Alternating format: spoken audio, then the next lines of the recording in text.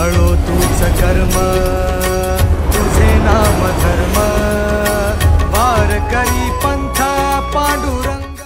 धर्माचे पालन करणे पाखंड खंडन हेची आम्हा करणे काम बीज वाढवावी नाम। तीक्ष्ण उत्तरे हाती घेऊन बाण फिरे विकू कमी ठेवा आवाज। हेची आम्हा करणे काम बीज वाढवावी नाम।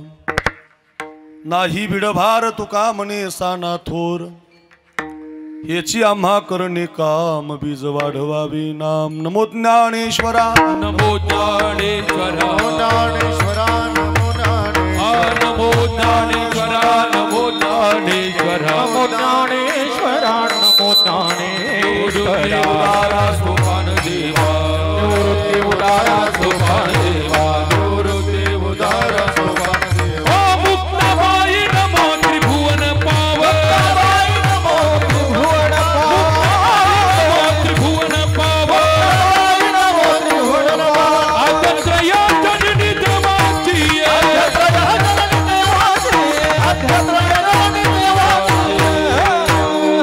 नमो ज्ञानेश्वरा नमो ज्ञानेश्वरा निवृत्ती उदारा सुकांतेवा। मुक्ताबाई नमो त्रिभुवन पावनी आद्यत्रय जननी देवांची श्री गुरुचरण सरोज रजनी जमन मुकुर सुधारी बरण रघुबर बिमल जसो जोदायक फलचारी। बुद्धिहीन तनु जानिके सुमिरो पवन कुमार बल बुद्धि विद्या देहु मोहि हरौ कलेस विकार। महिम्न पारंते परम विदेशो यद्य सदृशी स्तुतिर ब्रह्मादीनामपि तद्वसन्नास्त्वयि गिरा। अथावाच सर्वस्व स्वमति परिणामावधि गुणन ममापेश स्तोत्रे हरनिरपवाद परिकरहा। मस्तक माझा पायावरी या वारकरी संतांच्या जोडून या कर चरणी ठेवितो माथा ठेवितो माथा परिचा विनती माझे पंढरी माझे पंढरी ओ जोडून या कर चरणी ठेवितो माझे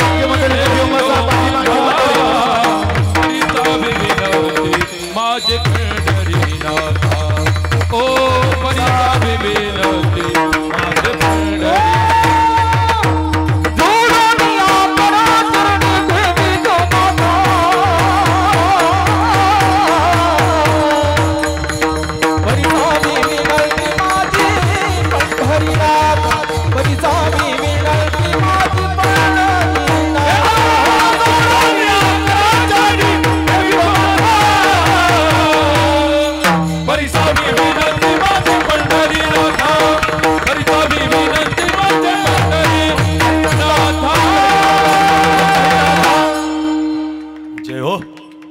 जोडून या कर चरणी ठेवितो माथा परिसावी विनंती माझ्या पंढरीनाथा।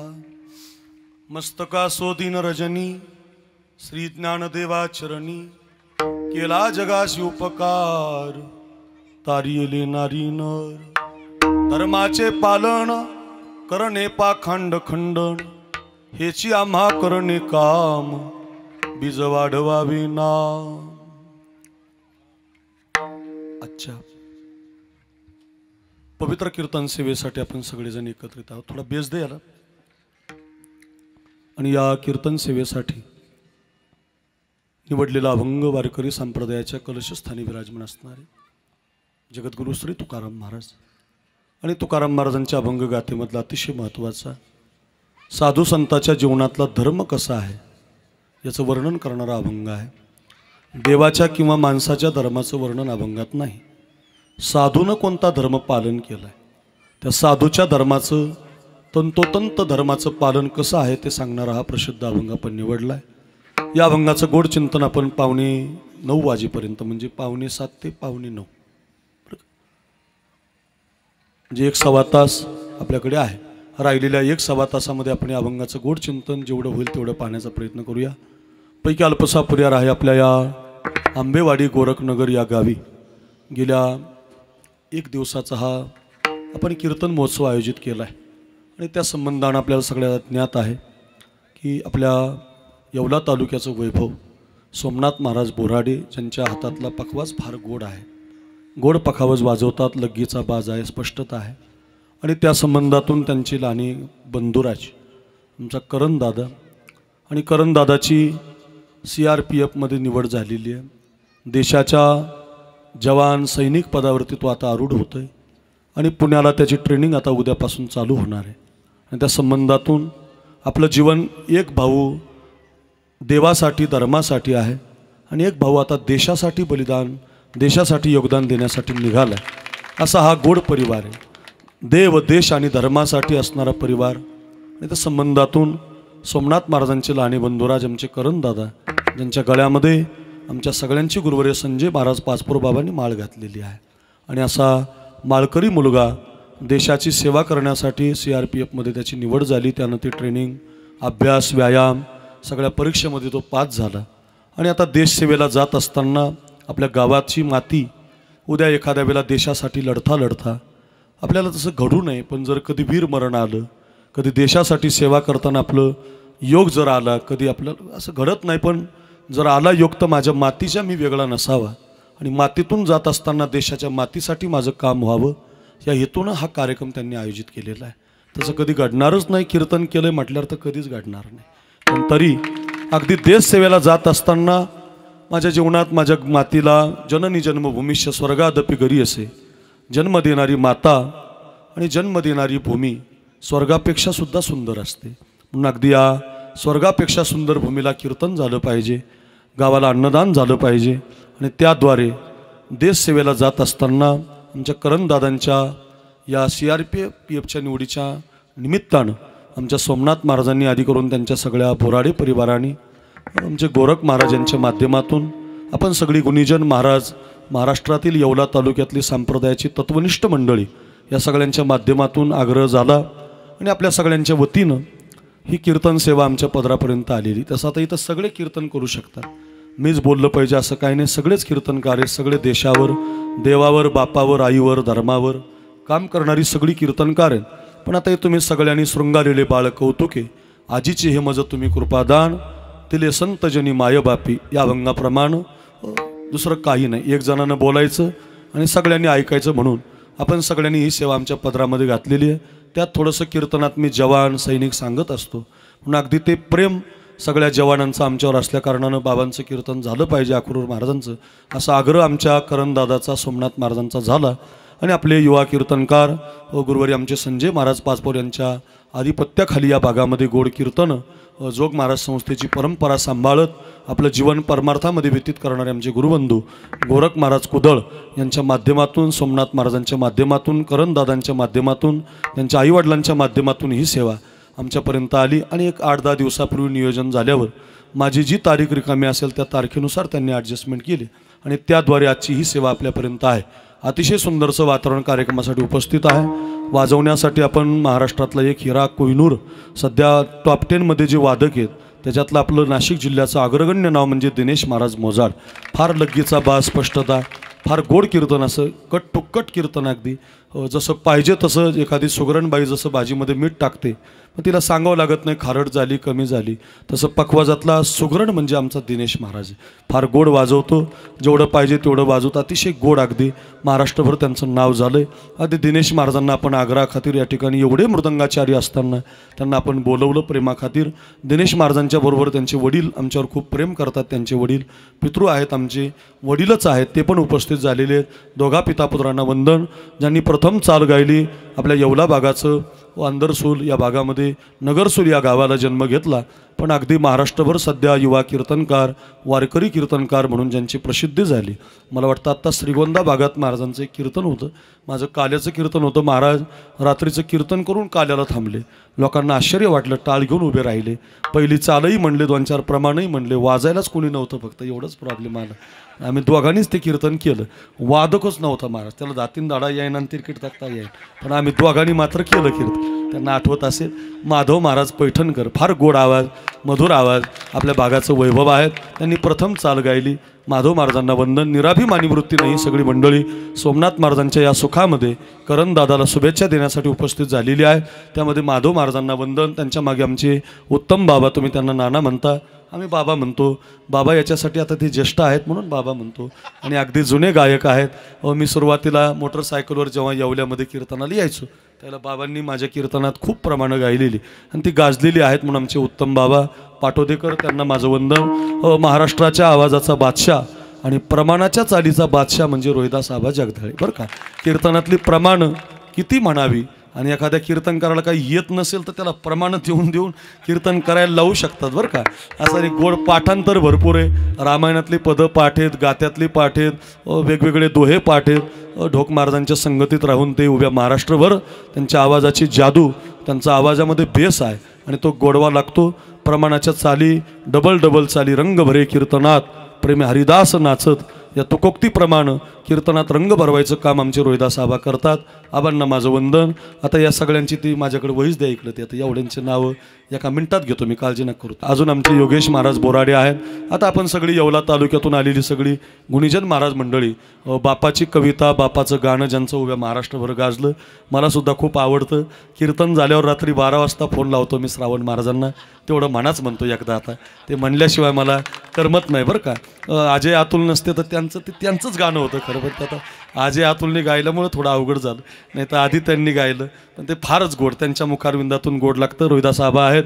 माधव महाराज पैठणकर, उत्तम बाबा गायकवाड, आमचे गुरुबंधू, एकाच पाठाला एकाच ताटामध्ये असणारे आमचे श्रीराम महाराज पांगरे, योगेश महाराज बोडारे, ऋषिकेश महाराज नवले गायक आहेत, दीपक महाराज ढोकळे, वारकरी शिक्षण संस्था, श्रावण महाराज, माऊली महाराज शिंदे, श्रावण महाराज हे दुसरेच वाटतं बनाळे, आकाश महाराज गिडगे, उद्धव महाराज प्रवार, श्रावण बाबा जगताप, बाजीराव महाराज पाचपुते, ज्ञानेश्वर महाराज जगताप, सचिन महाराज फुंदे, अमोल महाराज याळीज काय, मयूर महाराज येवले, गोकुळ महाराज देशमाने, विठ्ठल महाराज गोरे, लिहिणाऱ्याची चुकी बरं का, माझी नाही बरं का, विठ्ठल महाराज गोरे, शंकरदादा शेळके, प्रवीण भाऊ कुदळ, प्रशांत महाराज कुदळ, शिवा महाराज त्रिभुवन, राजू महाराज बोराडे, सुजित महाराज बारे, संदीप दादा गुंजाळ, समाधान महाराज आमचे गुरुबंधू आहेत, समाधान महाराज पाटील, हरिभक्त परायण, अनिताताई, अजून दुसऱ्या बऱ्याच ताई. आता सगळ्यांची नावं याच्यात त्यांनी लिहिली नाहीत बरं का, मागे इकडं आहेत का. हा, वादक हरिभक्तपरायण दिनेश महाराज मोजाड, दत्तू महाराज साळवे, लक्ष्मण महाराज गाडे, विकास महाराज सावळे, ऋषिकेश महाराज पैठणकर, विठ्ठल महाराज, हनुमानजी महाराज पांगरे, अंकुश महाराज गिडगे, सोपान महाराज देवकर, सुवर्णामाई जमदडे, मोनिकाताई येवले. आमच्या अनिल महाराजांच्या पत्नी, माझे गुरुबंधू होते अनिल महाराज. फार मोठी दुःखद घटना घडली एक आपल्या भागात ही, आणि त्यानंतर त्यांचा हा संस्थेचा कारभार मोठं काम सुवर्णामाई सांभाळतात, त्यांनाही धन्यवाद.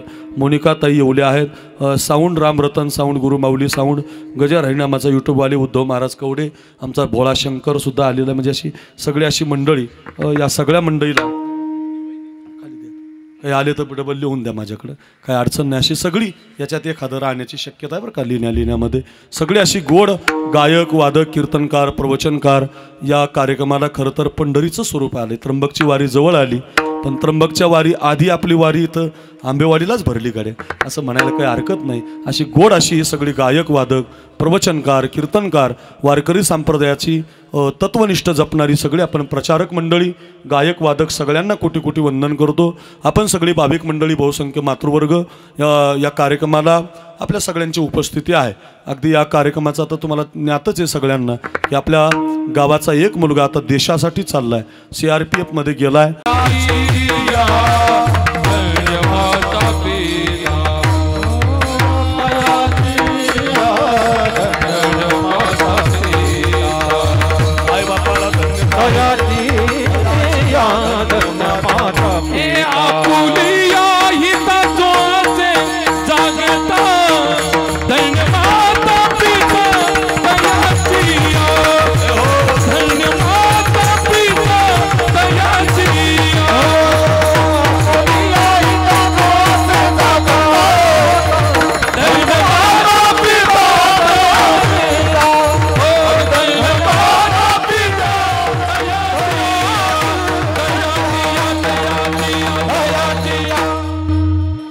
या आईला भाग्यवान ही माता.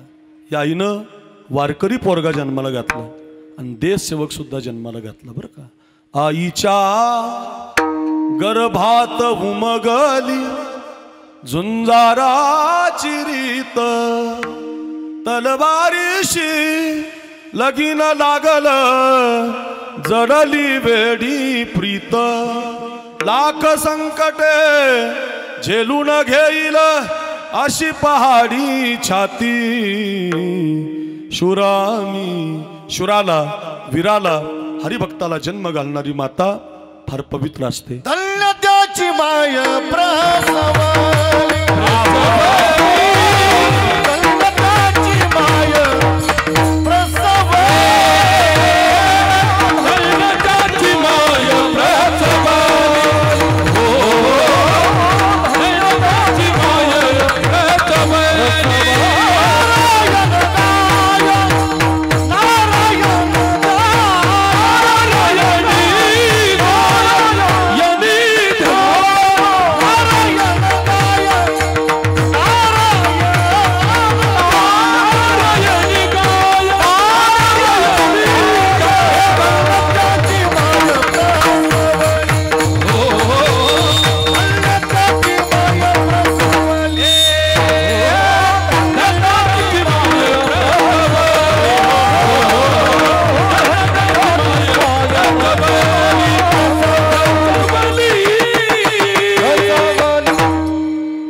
बात आहे किती गोड सुंदर प्रमाणे बरं का.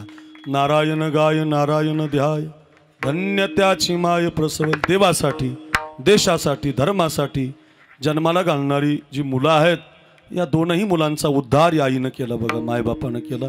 त्या माता पित्यांना धन्यवाद देतो आणि आपल्या समस्त गावकऱ्यांना धन्यवाद. फार गोड कार्यक्रम ठेवला.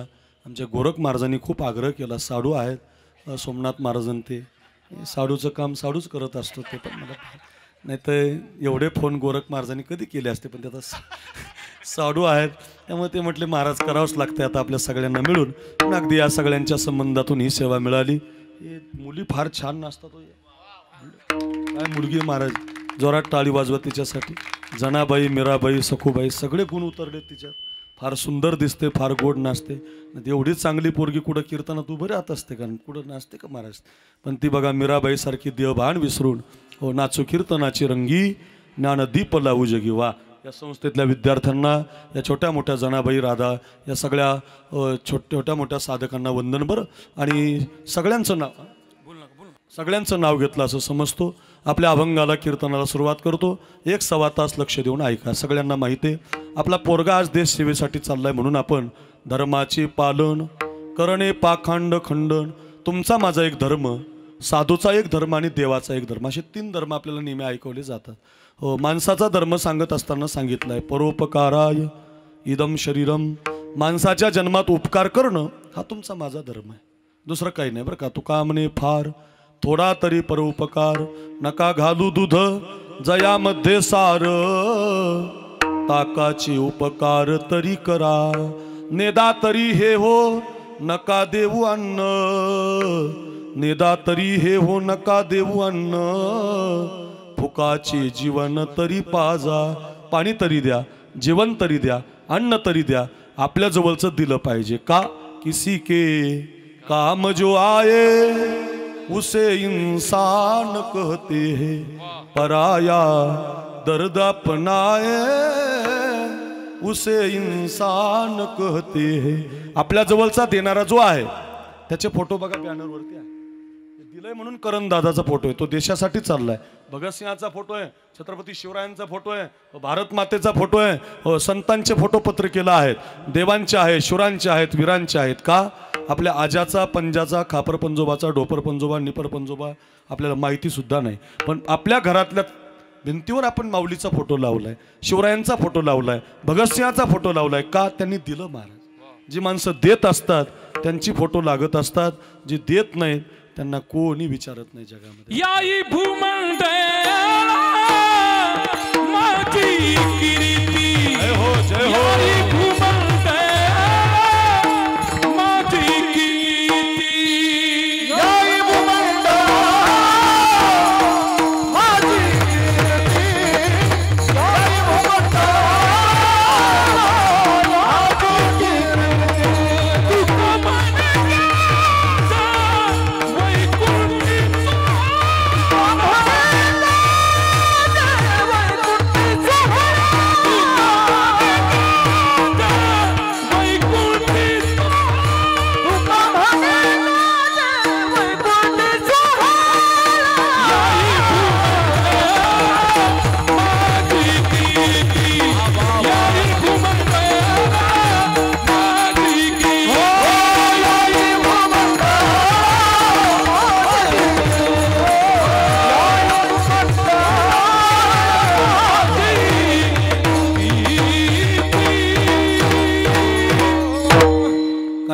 त्याचप्रमाणे आबा वा वा वा याही भूमंडळा कीर्ती माझी. तुका म्हणे गाजे वैकुंठी सोहळा. 750 वर्ष झालेत ज्ञानोबारांची तेवढीच कीर्ती आहे बघा. वारीला ध्वज तिन्ही लोकावरी ऐशी चराचरी कीर्ती ज्याची. का म्हणतो आपण तुकोबारांचे 450 वर्ष पूर्ण होत आहेत तेवढीच कीर्ती आहे. 350 वर्ष छत्रपती शिवरायांना 450 वर्ष होत आहेत जवळजवळ तेवढीच कीर्ती आहे. बघा आता 75 वर्ष झाली भारत स्वतंत्र झालेला. भगतसिंहाची 75 वर्षापासून तेवढीच कीर्ती आहे. म्हणून तर फोटो टाकलाय आपण दिलंय म्हणून. वयाच्या 23व्या वर्षी त्या भगतसिंहाला पाहायला पाहुणे आले होते. नेहमी सांगतो मी कीर्तनात आजचा विषय आहे एका जवानाचा म्हणून ऐका. वयाच्या 23व्या वर्षीपूर्वी लग्न व्हायची मुलाची. आता जरा वय बदललं लग्नाचं. आता 35 38 40 आहेत आता बघा. त्याचं कारण आता मुलगी शिकायची म्हणतात पोरगा शिकायचं म्हणतात. पूर्वी 23व्या वर्षामध्ये बाप पोराचं लग्न करायचं. मुलीचं लग्न 18व्या वर्षी व्हायचं. ते बदलून गेलं आता. त्याच्यामुळं आता ते राहिलं नाही. आणि पाहुणे आले होते पाहायला त्या भगतसिंहाला. माझ्याकडे बघा फार सुंदर कथा आहे. आणि ज्यावेळेला ते पाहुणे बैलगाडीतून उतरले घरामध्ये गेले. जुना काळ होता. पलंगावरती बसले. त्यांच्या आईनं विचारणा केली. म्हटले का आलात? म्हटलं काही नाही तुमचा मुलगा लग्नाचा आहे आणि तुमच्या मुलाला पाहण्यासाठी आलोत. असं बरं बरं बरं भगत अरे इकडे हे पाहुणे तुला पाहायला आलेत. 50ची नोट घे बाजाराची पिशवी घे गावामध्ये जा आणि आपल्याला 50 रुपयाचा बाजार करून आण पाहुण्यांना जेवू घालायचं. भगतसिंहानं 50ची नोट घेतली हातामध्ये पिशवी घेतली. चालत चालत गावाच्या बाजारात गेले. 50च्या नोटीकडे बघायचे हातातल्या पिशवीकडे बघायचे विचार करायचे हा बाजार जर मी पिशवीमध्ये भरला तर हा बाजार घरी जाईल. आई या बाजाराचा स्वयंपाक करेल. आईनं स्वयंपाक केला तर पाहुणे जेवण करतील. पाहुणे जर जेवले तर मला पसंत करतील. मी जर पसंत झालो तर माझं लग्न जमेल. लग्न जर जमलं तर मला बाईचं ऐकावं लागेल. तुमच्या येवला तालुक्यात आबा मलाच ऐकावं लागतं तर तुमचं काय. मला सगळ्याच कीर्तन केसरी काय गायक काय वादक काय सगळ्याला बाईचं ऐकावं लागतं. त्याचं कारण काय? रथाची 2 चाकं म्हणजे नवरा बायको आहे. ती अशी मागं पुढं आता चालत नाही. ती समान चालली तर संसार होईल. आणि अर्थ वेगळा घेऊ नका. एखादी बाई मालकाला म्हणत असेल मालक दारू पिणं चांगलं नाही. मालक तुमच्या दारूपायी आपली हायवेची 2 एकर जमीन गेली. मालक आपला पोरगा आता शाळेला जातो. आपली मुलगी आता लग्नाला आली.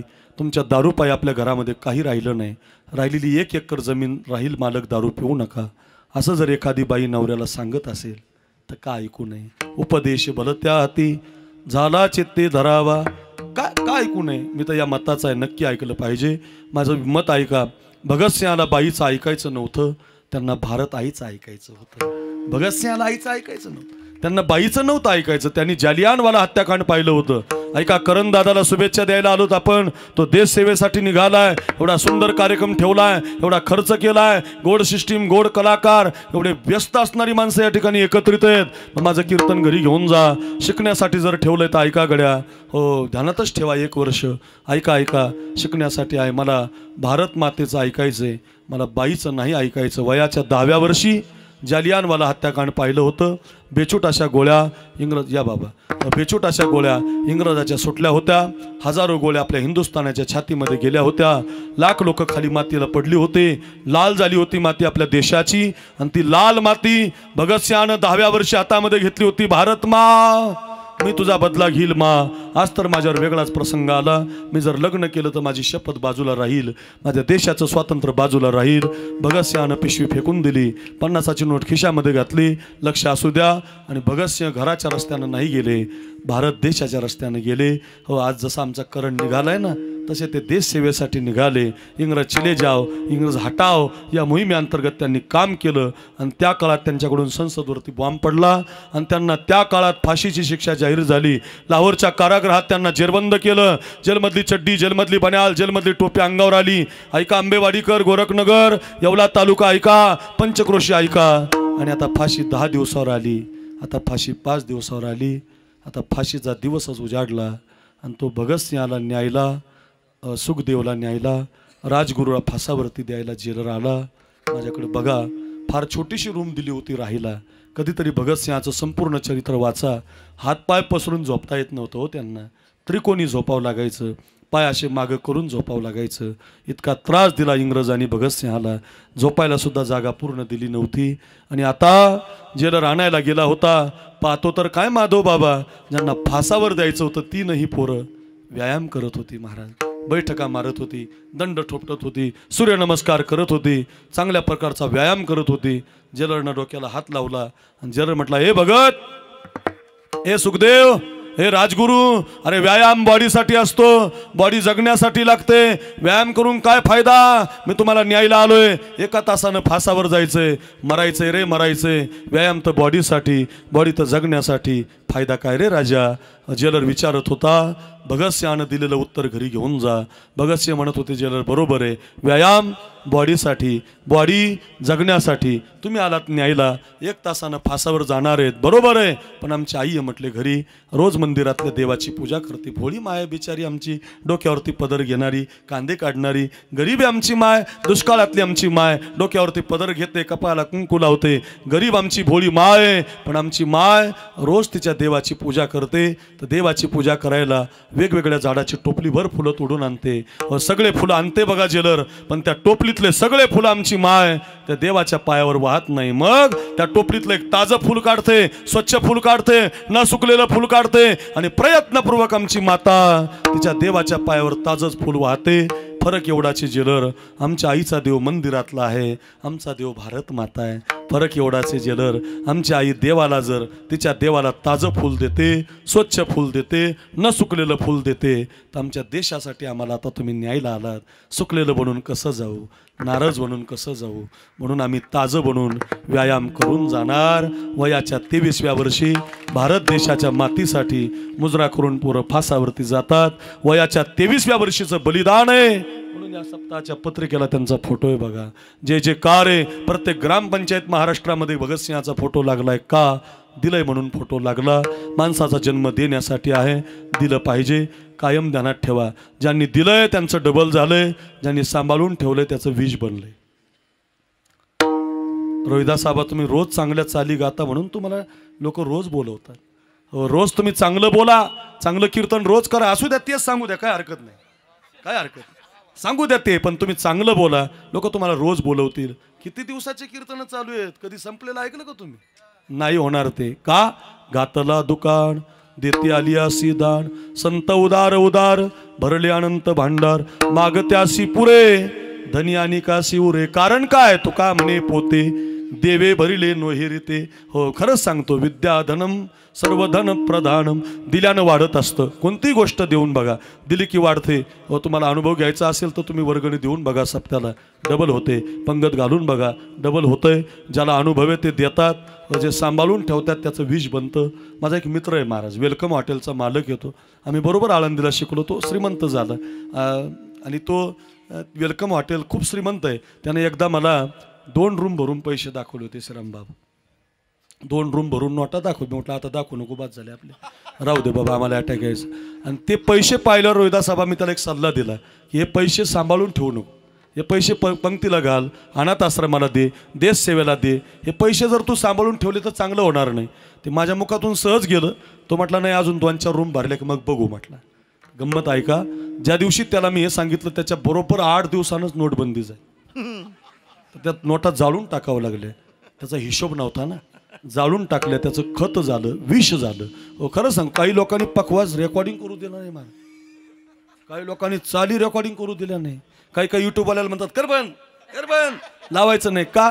भांडवल जातात. भांडवल जात नसतं महाराज कधी. अजून तुम्ही महाराष्ट्रात दाखवा, अक्रूर महाराज साखरेने कोणता युट्यूबवाला बंद केला? कधीच नाही, कधी जातच नाही महाराज. तुमचा गैरसमज येतो, गैरसमज. असं जात नसतं महाराज, उलट ते वाढत असतं महाराज. खरे चतन खुटे चोरन लूटे, खरे चतन खुटे चोरन लूटे, दिनी दिनी बड़े सुहायो पायो जी मेरे राम रानी धन पायो, पायो जी मेरे राम रानी धन पायो, पायो जी मेरे राम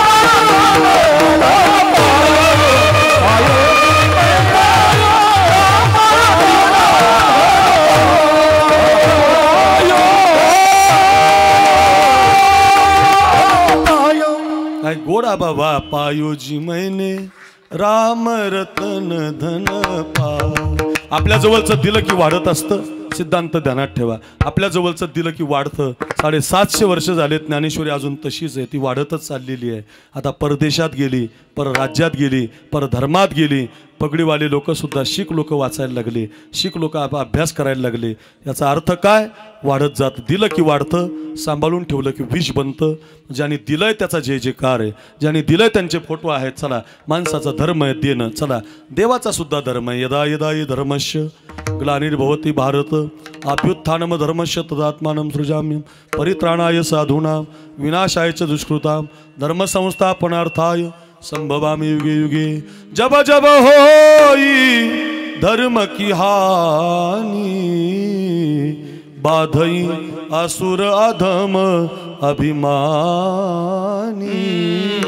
ओ तभी तभी प्रभु धरी विविध शरीरा हरि ही कृपा निधि से जन पीरा. सिया राम जय जय राम सिया राम जय जय राम.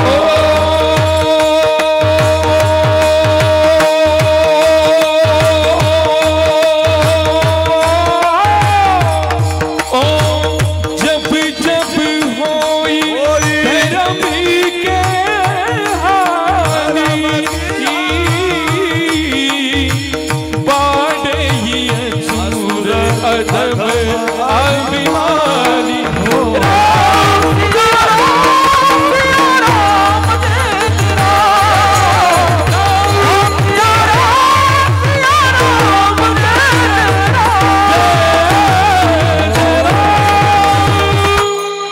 ज्या ज्या वेळेला धर्मावरती ग्लानी येईल त्या वेळेला भगवान अवतार धारण करतो. मधी मत्स्य, कूर्म, वराह, वामन, जनार्दन, गोविंद, पुंडरीकाक्ष, माधव, मधुसूदन, पद्मनाभ, सहस्राक्ष, वनमाली, हलायुध, गोवर्धन, ऋषिकेश, 1000 नावं सांगता येतील. असे अंशात्मक भगवान धारण करतो. का?